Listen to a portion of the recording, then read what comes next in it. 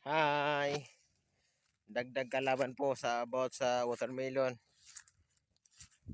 Kung kung namunga na yung watermelon nyo, pakibantayan nyo guys, yung bunga.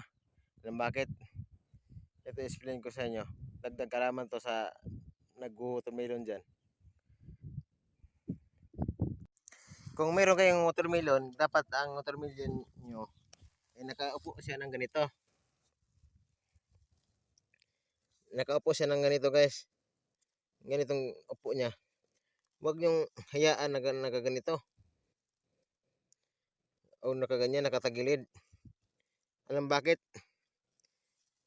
Malaking posibilidad nga yung watermelon nyo ay hindi circle. Yung, alam mo yung pihing, magaganon yung bunga nyo. Magaganon ang bunga nyo.